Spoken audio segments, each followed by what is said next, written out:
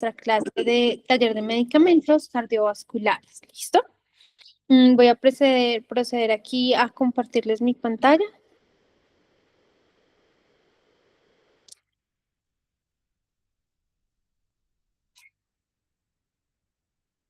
Entonces vamos a hacer hoy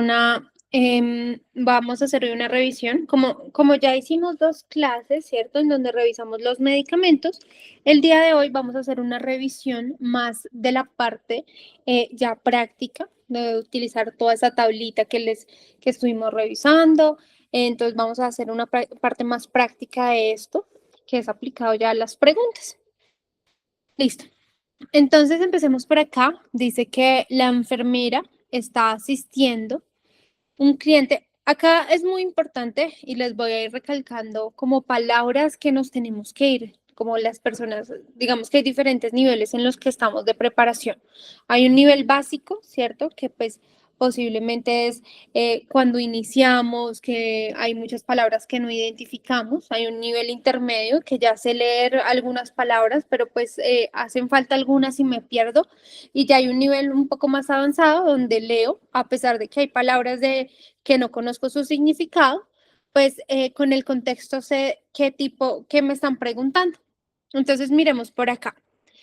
La enfermera, espérenme un momentico, les comparto por aquí para que me quede grabada mi foto. Para compartir. Listo. Entonces, ahora sí, acá la enfermera está asistiendo a un cliente en el alta, ¿cierto? Discharging. Entonces, va a ser esta es una de las palabras claves que tenemos que aprendernos. Alta. ¿Quién fue tratado por toxicidad por digoxina? ¿Cuál educación reforzaría la manera de prevenir futuras toxicidades? La enfermera debe recomendarle al cliente que tenga una dieta adecuada en ingesta de cuál electrolito. ¿Listo? Una pregunta que si se dan cuenta es un poco más larga. Es una pregunta de solo una respuesta, pero es un poquito más larga. Hasta aquí, esta primera parte donde dice que está asistiendo, que tuvo toxicidad, que esto es el contexto. Ya la pregunta es saber qué electrolito tengo que mantener adecuado para que el paciente no haga una futura toxicidad por digoxina. Entonces me dice cloro, potasio, fósforo o sodio. Recuerden que nosotros estuvimos viendo esta parte de estos medicamentos. ¿Alguien tiene la respuesta? ¿Alguien sabe cuál es el electrolito que debo mantener para evitar que el paciente haga una toxicidad por digoxina?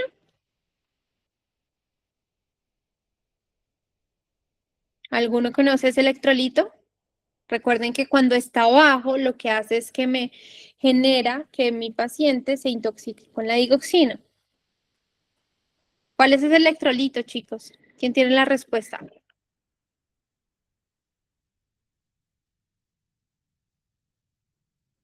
¿Ninguno? Perfecto. Entonces, recuerden que es el potasio. Entre más bajo tenga el potasio, lo que genera es más riesgo que mi paciente esté mucho más propenso a generar una toxicidad por digoxina. Por lo tanto, tengo que estarle revisando al paciente constantemente el potasio, porque si el potasio está bajo, pues probablemente se intoxique por la digoxina. ¿Listo? Entonces, potasio. Este es un precipitador significante de la toxicidad por digoxina. Entonces se recomienda que el cliente tenga una ingesta adecuada de comida rica en potasio, como papas horneadas, aguacates, bananos, ¿cierto? Son opciones de comida que contienen significante cantidad de potasio y nos podrían ayudar a prevenir. Acá les dan una tablita que es muy buena, démosle una repasadita. Recordemos que la digoxina es un glicosídico cardíaco que es usado para incrementar las contracciones miocárdicas y que también trata la fibrilación atrial y la falla cardíaca congestiva. La alteración renal, la deshidratación temporal, los no esteroideos pueden reducir la aclaración renal de la digoxina, incrementando la toxicidad por digoxina en adultos mayores. El rango terapéutico de la digoxina de 0.5 a 2. La hipocalemia es un precipitador significante de toxicidad por digitálicos y este medicamento tiene numerosas interacciones de medicamentos porque tiene un rango terapéutico muy estrecho. ¿Listo? Bien. Perfecto. Vamos con la siguiente pregunta. Dice que la enfermera está educando a un cliente acerca de la nueva prescripción de nitroglicerina en tabletas sublinguales. También la vimos cuando estuvimos estudiando. ¿Cuál afirmación es hecha por el cliente? Indica que entendió correctamente la educación. Entonces, hay dos cosas que identificamos acá. Es una pregunta de teaching, o sea, es una pregunta de educación. Y la segunda cosa que identificamos en esta pregunta de esta pregunta es que estamos buscando una respuesta positiva. ¿Listo? Una respuesta positiva. A. Yo debo permitir que esta tableta se disuelva en mi mejilla. B. Yo debo mantener las tabletas en una botella oscura. C. Yo debo tomar este medicamento como sentado, ¿cierto? Para prevenir indigestión. D. Yo debo tomar una tableta cada 7 o 10 minutos si yo tengo dolor torácico. Entonces, empecemos a hablar de la nitroglicerina. Vimos que es un medicamento que nos ayuda en la solución del dolor de la angina, ¿cierto? Genera vasodilatación y por lo tanto mejora pues ese riego sanguíneo y por lo tanto disminuye la isquemia. Por lo tanto, me mejora el dolor. Ahora, me dice que, yo debo permitir que esta tableta se disuelva en mi mejilla. Está mal. ¿Por qué? Porque la tableta, hablamos, ¿cierto? Que siempre debe ser sublingual. Entonces, esto hace que descarte esta pregunta. Lo vimos en la clase pasada. Yo debo mantenerla en una botella oscura. También lo vimos que es un medicamento que es fotosensible, entonces pues esta puede ser una muy buena opción, ¿cierto? El hecho de que me digan que lo debo mantener en un lugar oscuro.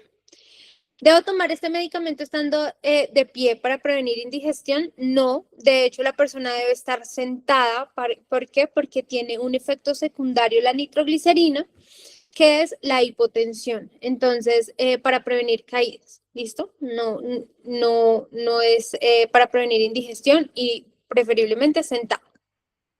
Debo tomar una tableta cada 7 a 10 minutos si tengo dolor torácico. Vimos que es una tableta cada 5 minutos, máximo 3 tabletas.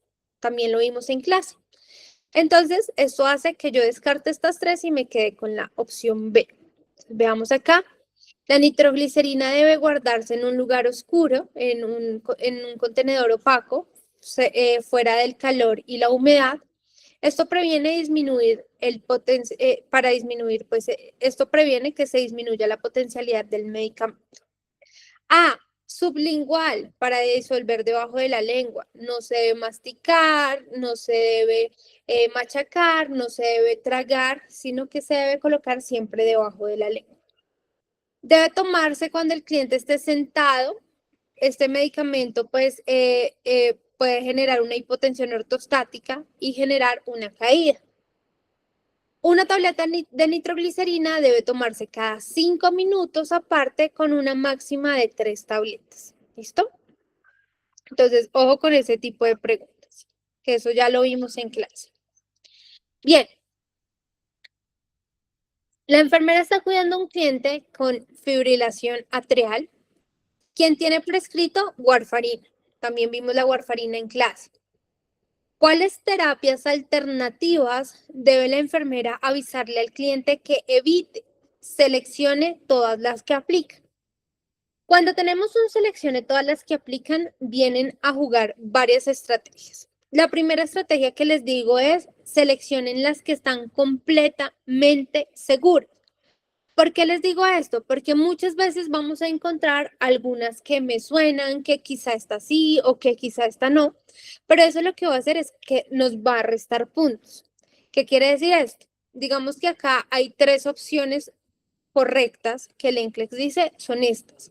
Si yo solamente selecciono 2, por ejemplo, y sé que son correctas, esto ya me dice a mí que tengo puntos a mi favor.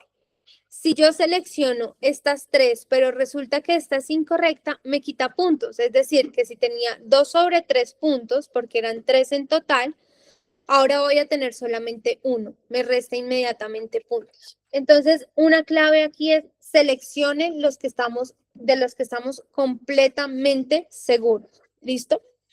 Otra opción es como siempre seleccionemos más de una opción, más de una. ¿Listo? Ahora me dice que qué debo evitar cuando el paciente está tomando warfarina. Para esto hay una mnemotecnia que son las 5 Gs, que todo lo que empiece por G como terapia complementaria, como el ajo, el ginkgo biloba, el jengibre, nos puede llegar a generar más riesgo de sangrado. Entonces, por eso el paciente debe evitarlo con la warfarina, para evitar que el paciente sangre más. Entonces, el jengibre lo evito, genera más riesgo de sangrado. El aloe vera no interactúa con la warfarina. El ajo sí, interactúa con la warfarina. El ginkgo biloba, otra G, también interactúa y me genera más riesgo de sangrado. Y el saupalmeto tampoco. ¿Listo? Entonces, miremos acá. El cliente está tomando warfarina, debe evitar terapias alternativas que potencie el efecto anticoagulante y que incrementen el riesgo de sangrado. Hay terapias alternativas como el ginkgo biloba, el jengibre, el ajo y el saupalmeto. Mentiras, el saupalmeto también me faltó. Y el saupalmeto que incrementan el riesgo de sangrado en el cliente que toma warfarina. Debe avisarse en cuanto a tomar este medicamento. Pero entonces miren que este punto es clave. Acá. Tuve 3 de 4 y esa es la estrategia. Tengo 4 opciones de respuesta correctas. 4. Solo seleccioné 3, me dan esos 3 puntos. Pero si yo hubiese seleccionado el aloe vera y estas otras 3, pues me hubiera quedado solamente con 2 puntos, porque cada respuesta negativa me quita un punto positivo. Entonces, esta parte es clara. ¿Listo? Bien. La enfermera está revisando unos laboratorios prescritos y unos medicamentos para los siguientes clientes. La pregunta dice, ¿cuál de los test de laboratorios y las prescripciones debería la enfermera cuestionarse, preguntarse? Entonces, cuando encuentro algo así que me dice como cuestiónese, pregúntese, quiere decir que hay algo que está dentro de lo que se está indicando que está mal. O sea que eso me quiere decir que debo ir a buscar una respuesta negativa. A. El test de función hepática para un cliente que está tomando atorvastatina o que tiene prescrito atorvastatina. B. El INR en un cliente que toma rivaroxaban. C.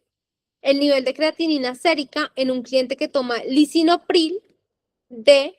La hemoglobina glicosilada en un cliente que toma olanzapine. Sin saber mucho de los medicamentos y teniendo claro solamente lo que vimos en nuestra última clase, si fuéramos a ver esto, ¿alguien sabe cuál sería la respuesta? Pueden escribir en el chat, responder con su micrófono. Ya lo vimos las clases pasadas que revisamos medicamentos. Sin saber la cantidad de medicamentos que nos están preguntando ahí, hay uno que es clave. El INR, ¿cierto? El INR solamente lo uso para el paciente que tiene prescrito warfarina. Rivaroxaban no necesita seguimiento a través de test de laboratorios. Entonces, este es el que yo me cuestiono, porque digo, ¿por qué le voy a tomar un INR si el paciente no tiene warfarina? Mientras que un paciente que toma atorvastatina, si le debo tomar función hepática, ¿listo? Si el paciente con lisinopril también le tengo que tomar creatinina sérica, acuérdense de su aclaración renal. Y un paciente con olanzapina también tengo que estar mirando su hemoglobina glicosilada para ver que el medicamento le esté funcionando. ¿Listo? Entonces, el rivaroxaban dice que no requiere monitoreo de laboratorios. El INR se requiere para anticoagulantes como la warfarina. El rivaroxaban y el apixaban son inhibidores del factor 10A e incrementan el tiempo de la protrombina y del INR. Sin embargo, estos test no son como confiables en valorar el efecto de anticoagulación de estos agentes. Entonces, el INR no se recomienda en pacientes que toman rivaroxaban. Entonces, la función hepática, sí, en pacientes que tienen estatinas porque generan riesgo de lesión hepática. Los inhibidores de la enzima convertidora de la angiotensina como el lisinopril son nefrotóxicos, entonces cuando estoy con dosis prolongadas por mucho tiempo o dosis altas, debo estar monitorizando pues la creatinina. La olanzapina es un medicamento antipsicótico. Este genera una alteración metabólica como la dislipidemia, la elevación de la glucosa y la ganancia de peso. Por eso tengo que estarle mirando la hemoglobina glicosilada. ¿Listo? También la vimos en medicamentos psiquiátricos. Bien, vamos por acá. La enfermera está recibiendo la educación de alta en un cliente quien tiene una nueva prescripción de digoxina. ¿Cuál afirmación hecha por el cliente requiere seguimiento? A. Yo debo tomar mi pulso antes de tomar cada una de las dosis. B. Este medicamento requiere que yo me pese diariamente. C. Este medicamento requiere que yo me tome como periódicos niveles sanguíneos. D. Yo me debo asegurar de tener una dieta alta en potasio. Y si yo noto cambios visuales, yo debo llamar a mi doctor ocular. Entonces, revisemos, ahorita le dimos una revisión pequeñita a este glucosídico, entonces de nuevo lo vamos a ir a revisar. ¿Listo? Nos dice, debo tomar mi pulso antes de cada dosis. Ahora, algo acá importante. Requiere seguimiento. ¿Qué quiere decir? Que tengo que buscar respuestas negativas. O sea que requiere seguimiento. ¿Qué me quiere decir a mí? Que lo que está diciendo el paciente está mal. ¿Listo? ¿Junto a qué? A la digoxina. ¿Debo tomarme con la digoxina el pulso antes de cada dosis? Sí lo debo hacer, ¿cierto? Porque es un cronotrópico negativo y por lo tanto podría encontrar que mi paciente tiene baja la frecuencia cardíaca y no se lo administraría. Entonces, esto está bien. Que sepa que se tiene que tomar el pulso está bien. Este medicamento debe requerir que yo me pese diariamente. ¿Qué tipo de medicamentos requieren que yo me pese diariamente? Medicamentos como los diuréticos, ¿cierto? En este caso, la digoxina no es necesario el peso porque no me va a ayudar a decidir si lo administro o no lo administro, ¿sí? En nada me lo afecta. ¿Este medicamento requiere que me tome periódicos niveles de sangre? Sí, ¿cierto? Sabemos que ahorita, como lo vimos, tiene un rango terapéutico muy angosto y por lo tanto debo hacerle seguimiento a través de monitoreo sanguíneo. Debo asegurarme de tomar una dieta alta en potasio. Sí, ¿cierto? Acabamos de verlo. ¿Por qué? Porque si se me disminuye el potasio, el paciente tiene riesgo de generar una toxicidad por digoxina. Y si yo noto cambios visuales, debo llamar a mi doctor ocular. Recuerden que los cambios visuales sí son importantes. De hecho, los halos alrededor, que el paciente ve unos halos de luz, es el primer signo de toxicidad en digoxina. Pero la conducta no sería llamar al doctor ocular, sino consultar emergencias. Entonces requiere seguimiento. Si tengo cambios visuales, llamo a emergencias, no a mi doctor ocular. ¿Listo? Veamos que dice que estas afirmaciones son falsas y requieren seguimiento. La digoxina no es un diurético y el cliente no necesita estarle mirando el peso diariamente. La opción B, esta afirmación es falsa, requiere seguimiento. Los cambios visuales son preocupantes porque son signos de toxicidad por digitálicos. Son como de los primeros signos. Sin embargo, el cliente con cambios visuales no debe llamar al doctor ocular, debe notificar al prescriptor del medicamento. La opción A es verdadera, no requiere seguimiento, es un cronotrópico negativo, entonces reduce la frecuencia cardíaca, debe tomar el pulso antes de la administración. La opción C no requiere seguimiento, ¿cierto? La terapia de digoxina tiene una ventana terapéutica muy pequeña, por lo tanto, pues puede llegar a generar toxicidad por digoxina. Y la opción D es verdadera y no requiere seguimiento, ¿cierto? Un precipitador de los significantes de los digitálicos es la hipocalemia, entonces el paciente debe incrementar su cantidad de potasio para prevenir la hipocalemia. Bien. Estamos apenitas, bueno, no alcanzamos a hacer este casito.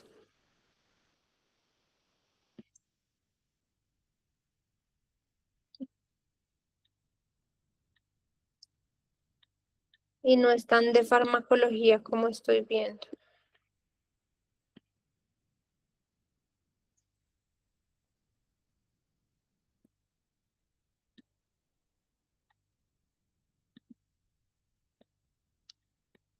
Listo. Entonces vamos con esto. La enfermera está proveyendo educación a un cliente en cuanto al metoprolol. Nos dice acá que cuál de las siguientes afirmaciones por el cliente indica que entendió correctamente la educación. Entonces, dice que la opción A, yo debo parar de tomar metoprolol inmediatamente si yo experimento cualquier mareo o pérdida de la conciencia, ¿cierto? Un desmayo. B, el metoprolol trabaja incrementando la producción de angiotensina 2 para disminuir la presión arterial. C, yo debo monitorizar mi frecuencia cardíaca regularmente porque el metoprolol puede generar, puede causar bradicardia. Y D, es esencial tomar el metoprolol con una comida alta en grasas para mejorar su absorción. Entonces acá es claro, me están preguntando del metoprolol, ¿cierto? El metoprolol es un beta bloqueante, lo vimos esos receptores, los receptores que están en el corazón, que me generan una disminución del cronotropismo, entonces me generan una disminución de la frecuencia cardíaca. Dice que cuál afirmación indica que entendió correctamente en cuanto al metoprolol. Debo parar inmediatamente si experimento cualquier mareo o cualquier desmayo. No, puede llegar a generar mareo o desmayo como un efecto secundario y no se debe parar abruptamente, sino que se debe parar gradualmente, ¿sí? Se debe hacer un taper off del medicamento. Si se para como así, como de manera inmediata, puede generar una hipertensión de rebote. Por lo tanto, no es un correcto entendimiento. El metoprolol trabaja incrementando la producción de angiotensina 2 para disminuir la tensión arterial. No, lo vimos ahorita, ¿cierto? Genera un bloqueo de los receptores beta, que son unos receptores que en su agonismo lo que generan es un aumento de la frecuencia cardíaca, pero en su antagonismo, bloqueándolos, ¿cierto? Me generan una disminución de la frecuencia cardíaca y también de la tensión arterial. ¿Listo? Entonces, está. Monitorizar la frecuencia cardíaca porque puede generar bradicardia. Sí, ¿por qué? Porque bloqueo los receptores beta. Y al disminuir los receptores, al bloquear estos receptores beta, voy a generar un cronotropismo negativo que me lleva a una bradicardia. ¿Es esencial tomar el metoprolol con una comida alta en grasas para mejorar la absorción? No se necesita. De hecho, pues lo que no se puede consumir con o sin comida. No afecta su absorción. Entonces veamos la opción C. El metoprolol es conocido que genera bradicardia, es un efecto farmacodinámico. El cliente que está tomando metoprolol debe monitorizar la frecuencia cardíaca y reportar cambios al médico si tiene significantes. En cuanto a la A, parar abruptamente puede generar una hipertensión de rebote. El cliente debe avisar de nunca descontinuar el medicamento abruptamente sin consultar al médico. En vez de esto, debe instruir de reportar cualquier efecto adverso. Es un beta bloqueante, trabaja bloqueando los receptores beta adrenérgicos, resulta en disminución de la frecuencia cardíaca en la tensión arterial, no afecta la producción de angiotensina. Al contrario de algunos medicamentos, tomar metoprolol con comida no afecta la absorción. Esta puede consumirse con o sin comida, pero debe ser consistente la dosis para mantener el nivel sanguíneo terapéutico. Bien, vamos por acá. La enfermera está revisando prescripciones en los clientes asignados. ¿Cuál prescripción requiere seguimiento? Seguimiento por el médico. El cliente con seleccione todas las que aplican. Select all apply, ¿cierto? Entonces es una SATA, las que llamamos SATA, y quiere decir que seleccione más de una opción. Ahora, ¿cuál prescripción requiere seguimiento? Quiere decir que cuál prescripción está realizando mal el médico y requiere que yo le diga como, mire, usted mandó esto a este paciente y este paciente no puede tener este tipo de medicamento por este motivo. Si se dan cuenta, hasta el momento de lo que hemos revisado todo lo que vimos en la clase pasada. Y eso, que las clases fueron súper puntuales, pero hemos revisado todo lo que nos han preguntado. A. Falla cardíaca congestiva en un paciente que tiene prescrito diltiazem. Lo vimos en clase. B. Hipertensión y tiene prescrito clonidina. C. Diabetes insípida y tiene prescrita hidrocortisona. D. Embolismo pulmonar y tiene prescrito clopidogrel. Fibrilación atrial y tiene prescrito amiodarona. Y F, cistitis bacteriana y tiene prescrito valciclovir. Ahora, me dice que cuál requiere seguimiento, ¿no? El paciente con diltiazem que tiene falla cardíaca, que vimos que por nada del mundo le podíamos dar diltiazem a un paciente con falla cardíaca que estaba contraindicado porque el mismo medicamento tiene un efecto adverso que es generar falla cardíaca. Entonces, este requiere seguimiento. Prohibidísimo, y esto lo pregunta mucho el NCLEX, prohibidísimo el diltiazem en paciente con falla cardíaca. Clonidina para hipertensión está bien, ¿cierto? La prescripción está bien, la clonidina es un antihipertensivo, bien. Diabetes insípido para un paciente que tiene hidrocortisona. ¿Qué me dicen de esto? Esto es de endocrino. ¿Qué me dicen de esta?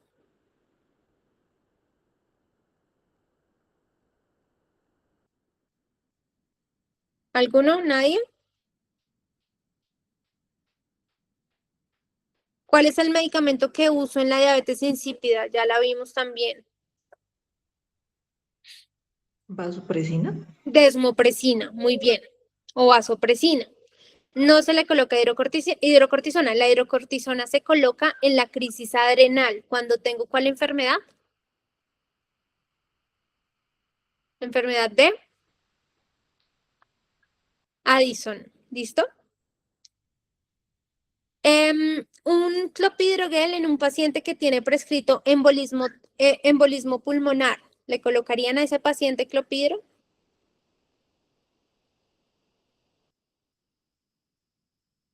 Recuerden que es una contraindicación porque pues va a ser más riesgo de que el paciente sangre, un antiagregante plaquetario. Fibrilación atrial con amiodarona es el tratamiento, está bien. Y cistitis bacteriana con valaciclovir, ¿cierto? Aciclovir, entonces es un se me fue, no es antibacteriano, sino un,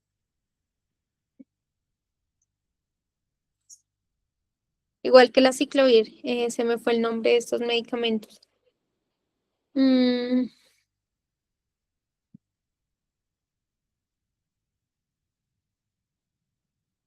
Se me fue. Antiviral. Entonces, pues nos está diciendo que la cistitis es bacteriana, por lo tanto un antiviral no le va a servir de nada, necesitamos un medicamento antibiótico. ¿Listo? Revisemos por acá. Entonces, el diltiazem, bloqueante de los canales de calcio. El cliente tiene falla cardíaca congestiva, no se le prescriben bloqueantes de los canales de calcio porque tienen efectos inotrópicos negativos que empeorarían la falla cardíaca. Hidrocortisona es indicado en la crisis adrenal, en la insuficiencia adrenal, como en la enfermedad de Addison, no en la diabetes insípida. La diabetes insípida es caracterizada porque se incrementa el gasto urinario debido a que hay una inadecuada o una inefectiva hormona antidiurética.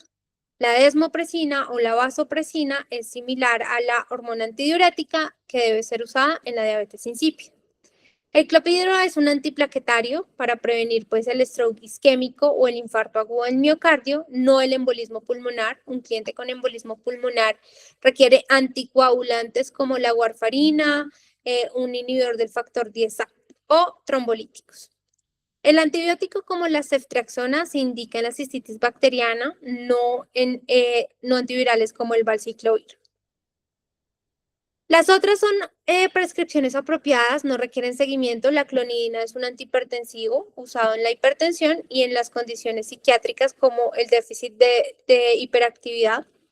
Finalmente, la amiodarona es una droga que también es usada para tratar la fibrilación atrial.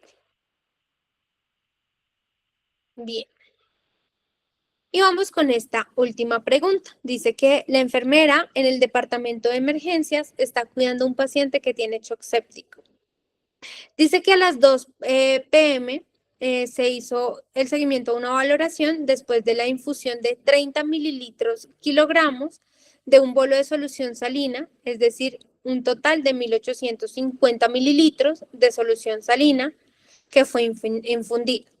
Los signos vitales eran 39.7 de temperatura, el pulso estaba en 104, la respiración estaba en 22, la tensión arterial en 90-61 y la pulsoximetría en 95 al ambiente. A las 2:10, el médico fue notificado de los signos vitales y dio una orden verbal de un goteo de dopamina que debía recibir 5 microgramos kilogramo minuto para titular en una tensión arterial media de 65 milímetros de mercurio. Esta orden fue leída y verificada. A las 2:15, la infusión de dopamina empezó y en un acceso vascular periférico antecubital. A las 2:45, el cliente reportó un dolor en el sitio del acceso vascular. El sitio estaba eritematoso, inflamado y sensible cuando lo tocaba. La infusión fue detenida.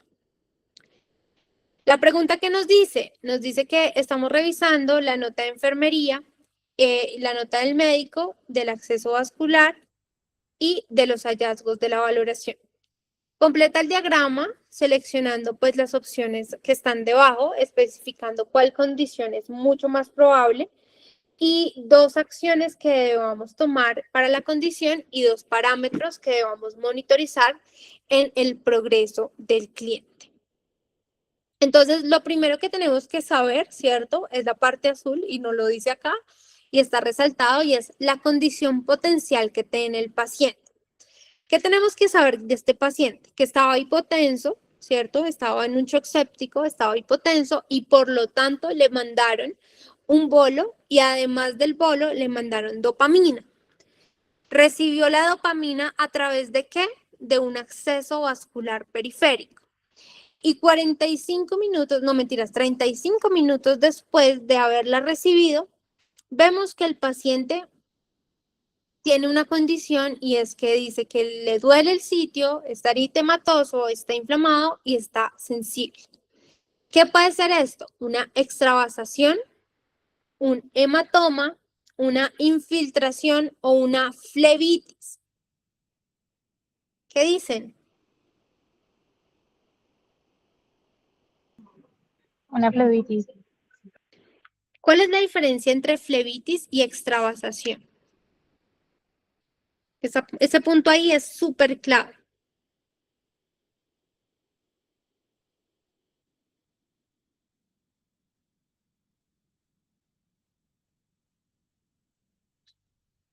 El tipo de medicamento, cuando el medicamento es vesicante o no es vesicante. ¿La dopamina es un medicamento vesicante?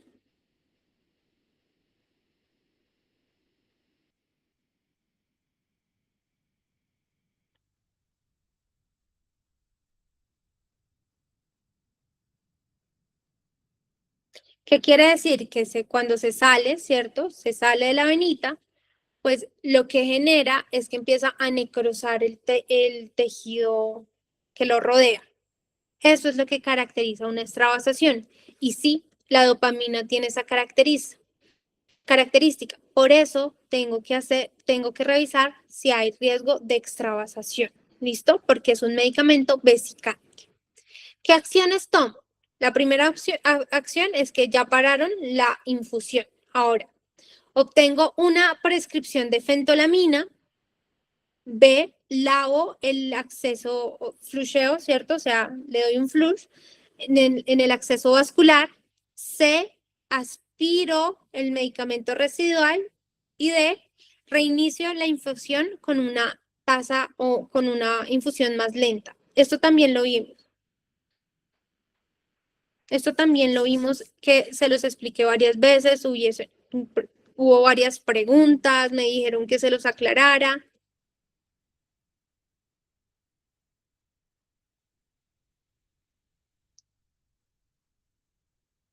Sería primero aspirar el medicamento residual, ¿no? Porque es vesicante. Muy bien, porque es vesicante. Entonces, aspiro, ¿en dónde está? Aspiro el medicamento porque es vesicante. Tengo que quitarlo para evitar el riesgo de que me genere necrosis en el tejido. Listo. Fentolamina, flush o reinicio la infusión más lenta. Entonces, recuerden que esta fentolamina es un medicamento, el medicamento que genera, bueno, que genera ¿qué? Reversión de la dopamina. Entonces, por lo tanto, lo que debo hacer es empezar a hacer infiltraciones en el sitio donde no he podido sacar ese medicamento residual de la misma fentolamina. ¿Listo? Primero que hago es parar el medicamento, aspirar lo que haya quedado de medicamento y administrar esta fentolamina. ¿Para qué? Para que pues se disminuya el riesgo de necrosis. ¿Qué monitorizo? Monitorizo el gasto urinario, monitorizo la extremidad, el estado neurovascular de la extremidad afectada, monitorizo el sitio del acceso vascular, el drenaje del sitio del acceso vascular o el nivel de dolor.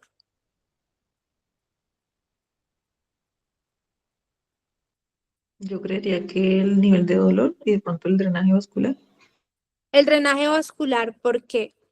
¿Le vas a dejar un drenaje en el sitio? Ah, bueno, no. No. ¿Gasto urinario o el estado neurovascular? El estado neurovascular. Exacto, estado neurovascular. Esto yo me acuerdo que lo repetimos harto en clase porque yo les dije, lo preguntan mucho y es la diferencia entre esta extravasación. Recuerden que, bueno, miremos acá. Lo que vimos, el cliente tenía una tensión arterial baja, ¿cierto? No mejoraba con fluidos. Entonces se le empieza el tratamiento para sepsis, que es 30 mililitros, que tenía el tratamiento para sepsis, que era 30 mililitros kilogramo. Lo siguiente a esos fluidos era colocarle un vasopresor para mejorar la perfusión del tejido. Experimenta extravasación porque la dopamina fue infundida es una infusión vesicante. Entonces debemos actuar rápidamente para prevenir un daño neurovascular que afecte la extremidad y debe pararse la infusión aspirar el medicamento residual, descontinuar el acceso vascular periférico y elevar la extremidad afectada. Es apropiado que notifiquemos al médico porque la extravasación puede generar una lesión permanente. Debemos obtener una prescripción de fentolamina, que es una nitroglicerina tópica, si está disponible, y debe inyectarse en los tejidos de manera subcutánea a través de del dispositivo. La fentolamina es un vasodilatador y ayuda a reversar pues, el daño del tejido potencialmente dañado. Debemos continuar monitorizando el nivel del cliente del dolor y el estado neurovascular, la temperatura y la sensación, que va a ayudar a determinar si el tratamiento está trabajando o si la lesión está empeorando. La extravasación puede prevenirse cuando se infunden medicamentos, debe prevenirse cuando se infunden medicamentos vesicantes como la vancomicina, el aciclovir, la norepinefrina, la dopamina, a través de un acceso vascular. A veces hay administraciones emergentes de vasopresores que se requieren por la condición clínica del paciente y debemos monitorizar muy de cerca el acceso vascular y asegurarnos que este sea infundido a través de un acceso vascular de amplio calibre, de un calibre 18. El cliente no experimenta infiltración porque no hay sensación de hormigueo ni de frío en la extremidad afectada. La flebitis va a colocarse enrojecida y va a colocarse la apariencia como un cordón. Es sensibilidad en la vena y es causada por la inflamación de la vena desencadenado por un coágulo. El hematoma causa inflamación en el espacio subcutáneo, que es indoloro. Mirarle el gasto urinario debe monitorizarse si el cliente recibe dopamina, pero es irrelevante porque el cliente está haciendo una extravasación. Ojo chicos, esto lo preguntan muchísimo y lo vimos en nuestra clase. ¿Listo? Bueno. Preguntas chicos. ¿Alguna pregunta? ¿Alguna duda?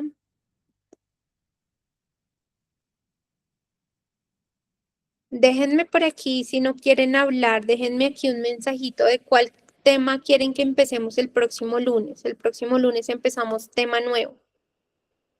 Si quieren desbloquear su micrófono, si me quieren dejar en el chat, ¿qué tema les gustaría revisar?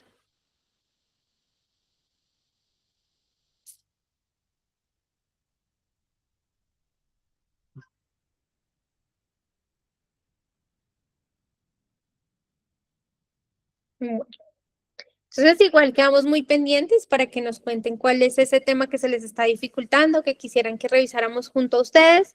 Recuerden que el jueves también nos vamos a ver a la misma hora de que nos vimos hoy para hacer una revisión ya de la parte de las preguntas de la sesión diaria. Espero que tengan un buen resto de día y que pasen muy buena noche, que estén muy bien, chicos.